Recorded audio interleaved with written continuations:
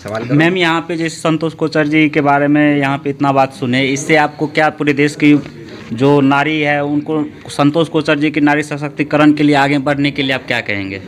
देखिए, मैं पहली बार मैं रोशनी एनजीओ में जो संतोष जी के लिए उनके जन्मदिन पे जो ये प्रोग्राम रखा गया है, मैं आई हूँ और मुझे बड़ा अच्छा लगा कि यहाँ पे जितने माताएं बहनों को उन्होंने जितना सपोर्ट किया, महिलाओं को आगे बढ़ाने के लिए जो संतोष जी ने जितने निस्वार्थ भाव से जो काम किए हैं वो बहुत ही सराहनीय हैं। और मेरा तो यही कहना होगा कि पूरे भारत देश में अगर हम सब एक संकल्प कर लें कि हमें ही अपनी माताओं को, बहनों को और बेटियों को आगे बढ़ाना है, तो शायद 1000 नहीं 1 करोड़ संतोष कोचर जी पूरे हिंदुस्तान में दिखाई देंगी।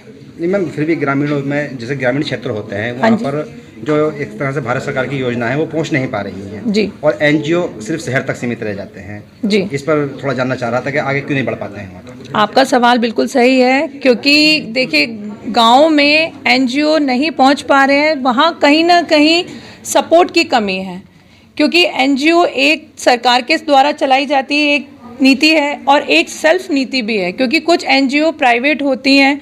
तो कहीं ना कहीं हमें अगर हम ये सोच लें कि हमें एनजीओ के थ्रू भी और सरकार की एनजीओ के थ्रू भी अगर गांव में जितनी भी सेवाएं हैं, जितनी भी योजनाएं अगर हम पहुंचाएंगे, तो कहते हैं ना कि एक उंगली नहीं मुट्ठी से जितना पावर हो के काम बढ़ सकता है और काम किया जा सकता है ताकत से, तो शायद वो ज़्यादा जल्दी गांव-गांव में जाके बहनों को, भाइयों को जितनी योजनाएं मिल सकती हैं एनजीओ के थ्रू भी और हेल्प मिल सकती है, तो शायद मिल जाए।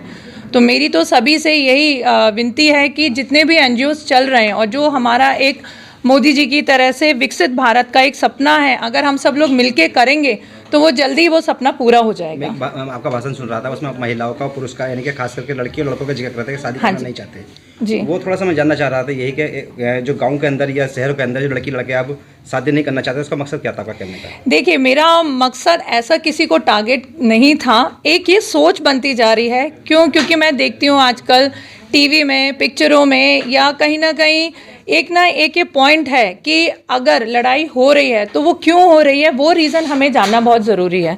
लड़की पढ़ लिख गई, पायलट बन गई, ऑफिसर बन गई, फौजी बन गई, डॉक्टर बन गई, अच्छी बात है, माँ बाप का नाम रोशन किया, वंश को आगे बढ़ाया, ये बहुत अच्छी बात है।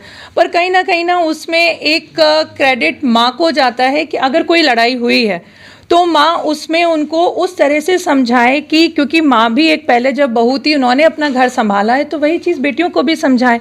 और वही अगर वो सास बनी है तो वो अपनी बहू को बेटी की तरह से ट्रीट अगर करेंगी, नहीं बेटा होता रहता है, अगर बहुत बड़ी गलत बात है, बहुत कुछ टॉर्चर वाली बात है, तो वो अपने बेटे को भी समझाएं या अपने दामाद को समझाएं। हर बात में अगर हम ये कहेंगे अच्छा तुझे पढ़ाया इसीलिए था कि तू बर्तन मांजे, पढ़ाया इसीलिए था तू कि रोटी बनाए, ऐसा नहीं है। मैं भी इंडिपेंडेंट हूँ, मैं भी 2 बच्चों की माँ हूँ, बहू हूँ, घर संभालती हूँ, घर जाके काम भी करती हूँ, तो उसमें कोई नाक वाली बात नहीं है। अगर एक पढ़ाई लिखाई एक माँ बाप का फ़र्ज़ है और साथ साथ अगर हम अपना भी नाम रोशन करना चाहते हैं अपने परिवार के साथ में, तो ये छोटे मोटे कामों के बीच में अगर हम अपने ईगो को लेके आएंगे तो घरों में इशू आएगा। तो ये हमारी परवरिश होनी ज़रूरी है अपने बच्चों के लिए कि हम अपनी बेटियों को कैसे ट्रीट करें या बेटों को कैसे ट्रीट करें, क्योंकि कहते हैं कि आजकल बेटियां भी बेटों के समान हैं।